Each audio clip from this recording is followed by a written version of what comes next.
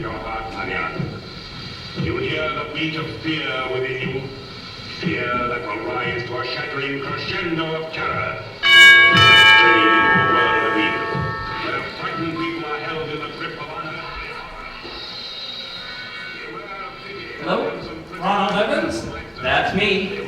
I'm Officer Stryker. This is my partner, Officer Marks. How do you do? We're from the Department of Creature Control, Grudge Division. How may I help you, officers? Well, we received a report that you were harboring a grudge. Me? That's ridiculous. May we come in and take a look? Well, I'm not feeling very well today, but I have nothing to hide. If you want to come in, go right ahead. You mind turning that TV down a little bit? Sure. Everything looks good in here. What's behind that door over there? There's really nothing back there. It's not much more than a storage closet. Can I show you the kitchen? What's that awful smell? Sorry, my stomach's really been bothering me. No, I think it's coming from this room. What are you storing in there? Not much. This and that. Nothing that'd interest you. Why don't you let us be the judge of that? It's locked. Right. I hardly ever go in there. Would you unlock it for us, please? I suppose. Yeah, I just find a key. No problem. Let's see, that's a car key. You know, Mr. Evans, grudges seem to make good pets, especially the small ones, but they can never be domesticated. And the older they get, the uglier they get. And you can't keep them hidden forever. Sooner or later, they're going to escape and maul someone. I'll keep that in mind, just in case I ever happen to see one. I can't seem to find the key for that door, but I assure you there is nothing in there that would ever harm me. Mr. Evans? Call me Ron, please. Can I get you guys something to drink? No thanks. Snack then. Maybe some crackers and cheese? Cheese? What kind of cheese? I think I have Gouda. Should I get you some? No, really. We just ate. Some dessert then. I have some wonderful caramel coconut fudge. Oh, coconut, my favorite. Fresh coconut. Absolutely. Okay. I'll need to just get you some. No! Thanks, Ron. I have to say that you seem to be a little uncomfortable. Nervous even. Like you're hiding something. No! No, nothing at all. Who told you I was harboring a grudge anyway? Was it my ex-girlfriend, Wilma? I knew it. Wilma just won't let this thing go. She's going and blabbing it to everyone, trying to get them on her side.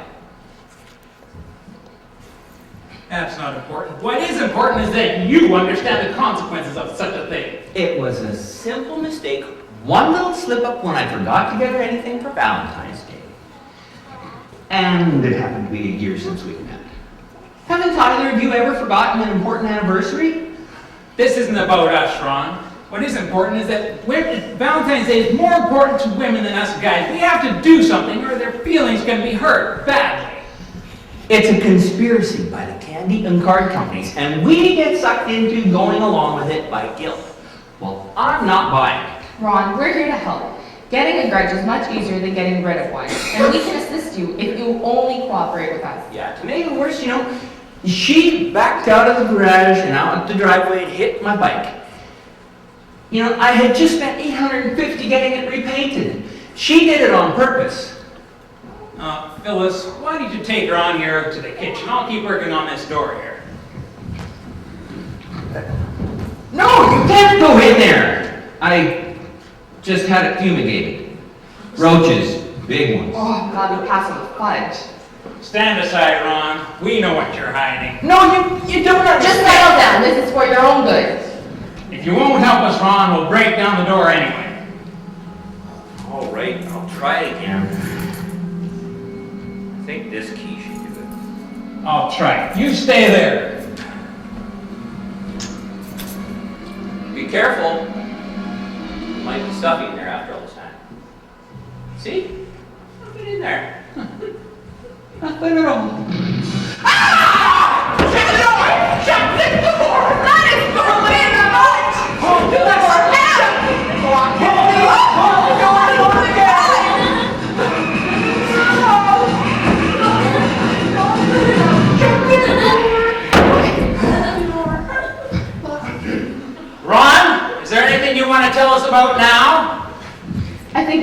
down and discuss this. Sure. Since you know, I might as well tell you everything. Why don't you tell us how it all started, Ron?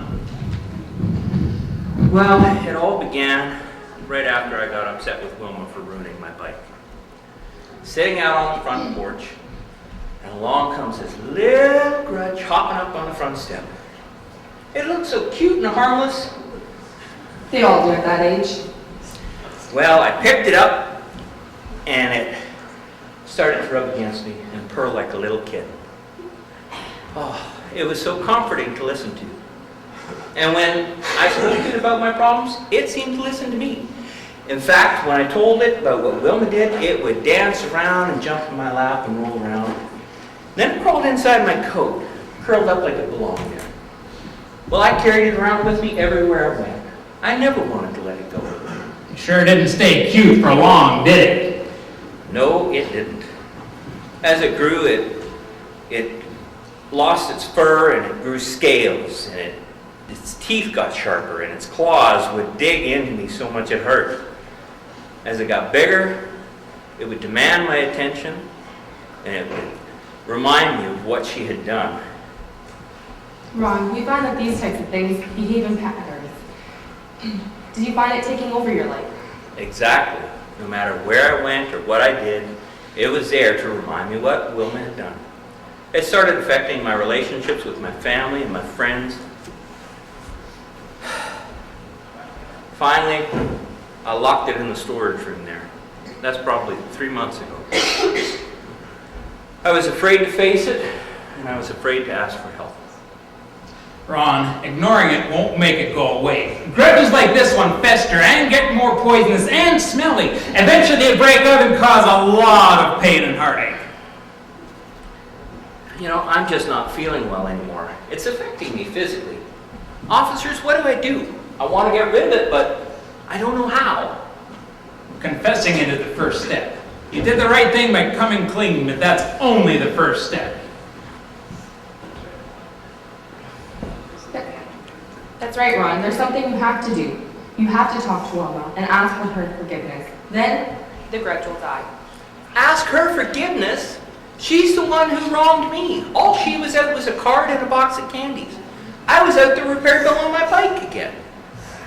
Nevertheless, Ron, you have the grudge. It only stays as long as you hide and protect it. Well, if you're sure it'll help. Trust us, we're professionals. But I've avoided her for so long, I don't think she'll even want to talk to me. You know, I have a funny feeling that she'll be waiting to hear from you. All right, I'm going to call her then. No need. She's waiting right outside. Really? Hey Ron, I hope you don't mind that I came over with them. Wilma, I'm surprised to see you. I'm glad to see you. Really? You're not still mad at me? Wilma, I have something to confess to you. Ever since we had our little falling out, I've been holding a grudge against you. I thought so. I was worried about that. Even though we apologized to each other, things still didn't seem right. That's why I called these guys. Really? Well, I'm glad you did. I needed some help to see that not only was I doing you wrong, but I was sinning against God. I'm sorry. Will you forgive me? I'm already forgiving you, honey. I never wanted us to have this falling out. I am really sorry about your bike. It really was an accident, you know. Yeah, I forgive you. Thank you. And I'll never mention it again. Say, do you want to go for a ride on the bike? It's been kind of lonely going to the park all by myself all these months. You still went to the duck pond at sunset? Every Saturday like we used to. Oh, that's so sweet. Thanks, guys, for helping us out. Yeah, thanks. I could have never done it alone. Glad we could be of assistance. Now why don't we see about that nasty old grudge back there? Ooh, that is one stinking. I found it. Your grudge has kicked the bucket, Ron. Wow, I have never been so glad to see anything go in my life. Nasty nasty little critter. But don't worry, it won't bother you again. We'll take it and dispose of the carcass for you. Good riddance. You know, I didn't know how bad it had gotten with it being there. You know, Ron, sometimes our own problems are the hardest to recognize. It takes help from others to see them and to deal with them. Call us anytime again if you need a hand. I will. Thanks again, and God bless. Bye, officers. Well, are you ready for that bike ride? I have a lot to tell you before the sun sets. Then we'd better get going. I believe God made sunsets just for people like us, and I don't want to miss a second of it.